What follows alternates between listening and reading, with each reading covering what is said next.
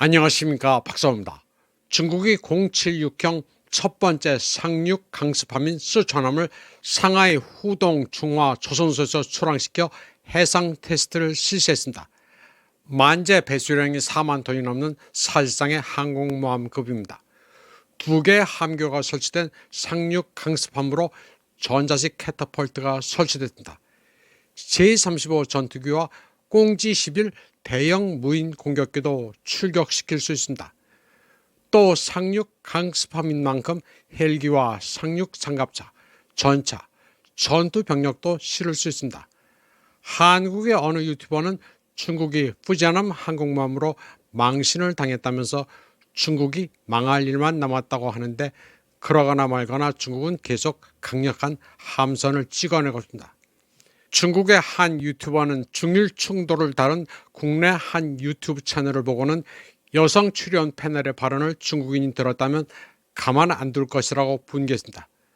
저는 시청해보지 않아 뭔 대화를 했는지는 잘 모르겠습니다. 그런가 하면 중국의 또 다른 유튜브 채널은 1994년 다카이치가 무라야마 다마를 발표한 무라야마 전 총리에게 아각대는 장면을 틀어주면서 옛날부터 다카이치는 정상이 아니었다고 비판했습니다. 중국은 이와 함께 다카이치의 타이완 도발성 발언에 대해서도 연일 화력을 퍼붓고 있습니다. 이번에는 중국 해방군보가 나섰습니다. 해방군보는 총리 때문에 국가적 위기에 빠진 일본, 다카이치 산하의 재앙 심층 분석이라는 기사를 게재했습니다. 그리고 일본 내 다양한 반발을 소개했습니다. 이 매체는 15일 저녁 일본 시민들이 도쿄 총리 관저 앞에서 다카이치 물러가라, 총리 자격이 없다는 구호를 외치며 시위를 벌였다고 소개했습니다. 해방군보는 다카이치 산하의 타이완 발언은 법리와 역사적 사실을 무시한 것이라고 비판했습니다. 그녀의 언행은 지역 안정을 위협하고 일본 자체에 해를 끼쳤다고 시작했습니다. 그러면서 일본 지식층들의 비판 여론을 일일이 소개했습니다.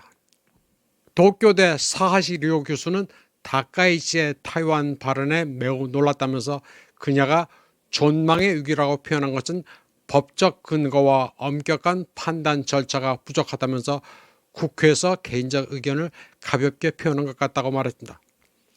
그는 일본 국내법의 관점에서 볼 때 소위 존망 위기의 법적 근거는 새로운 안보법에서 비롯되는데, 이는 일본과 밀접한 관계를 맺고 있는 외국이 무력으로 공격받아 일본의 생존을 위협하고 국민의 생명, 자유, 행복 추구권을 근본적으로 침해하는 명백히 위험한 상황으로 정의한다고 말했습니다.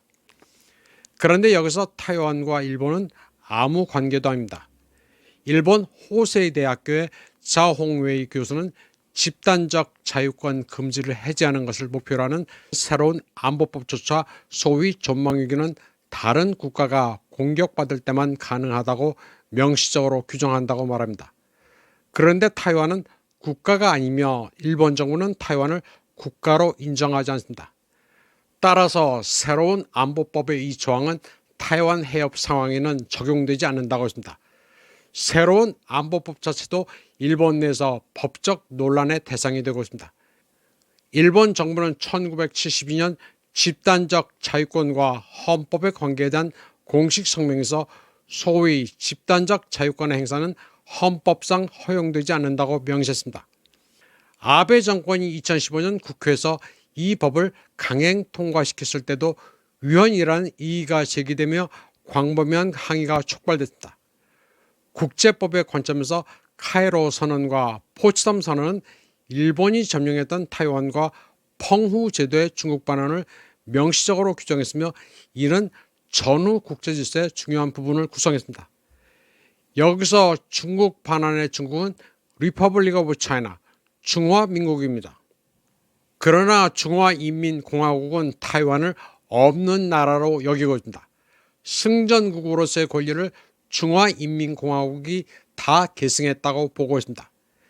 일본은 항복문서에 서명하면서 포츠담 선언에 따른 의무를 충실히 이행할 것을 다짐했습니다. 유엔 총회 결의안 2758도 세계 단 하나의 중국만 존재하며 타이완은 중국 영토의 불가분의 일부이며 중화인민공화국 정부가 중국 전체를 대표하는 유일한 합법 정부임을 명시하고 있습니다.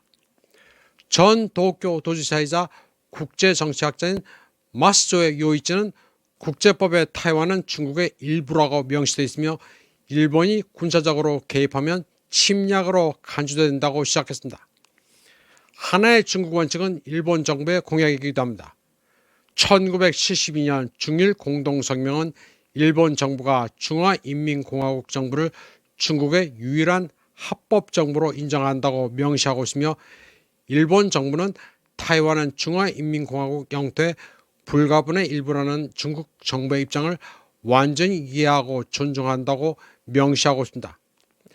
1998년과 2008년에 양국이 발표한 중요한 양자 문서에서도 일본은 이러한 입장을 고수함을 재확인했습니다. 하토야마 유키오 전 일본 총리는 일본이 타이완은 중국의 일부라는 입장을 존중하며 타이완 문제는 중국의 내정 문제이므로 일본이 개입해서는 안 된다고 밝혔습니다. 오키나와 대학교 특별연구원인 이즈미카와 유키는 다카이치의 타이완 관련 발언이 일본 정부의 일관된 입장과 일치한다는 주장은 사실과 심각하게 어긋난다고 시작했습니다. 그는 일본 정치인들이 타이완 문제를 논의할 때 지난 수십 년간 일본이 중국 정부에 해온 엄숙한 약속을 다시금 되새겨보기를 진심으로 바란다고 말했습니다. 해방군부는 군사력을 증강해 평화헌법을 위반하든 소위 존망의 위기를 부추기든 일본 정치인들은 국민들에게 그 대가를 알리지 않았다고 말했습니다.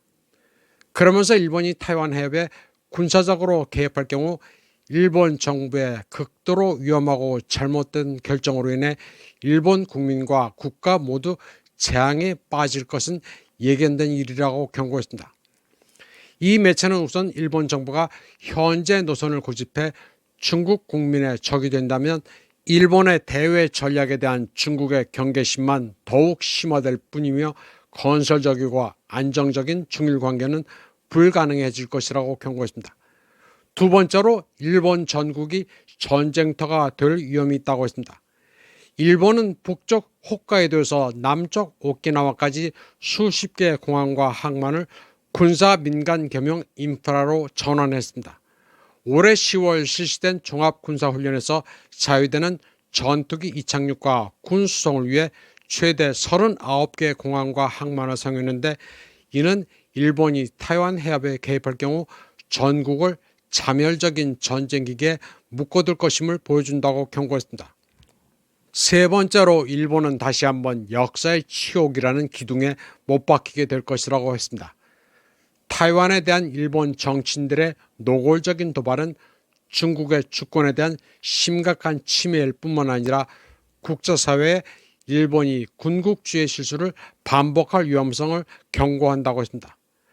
해방군부는 일본의 침략전쟁이 아시아 국가들의 국민들에게 깊은 고통을 안겨줬다면서 전후 국제질서에 도전하는 일본의 타이완 개입 자신감은 어디서 나오는 것이냐고 물었습니다. 해방군부는 일본이 역사에서 깊은 교훈을 얻지 못하고 감히 그러한 위험을 감수한다면 중국은 분명 엄청난 타격을 입힐 것이라고 경고했습니다. 그리고 일본이 일단 불장난을 시작하면 그 불길이 어떻게 번질지는 그들이 결정할 문제가 아니라고 경고했습니다. 이번 방송은 여기까지 하겠습니다. 시청해주신 여러분 감사합니다.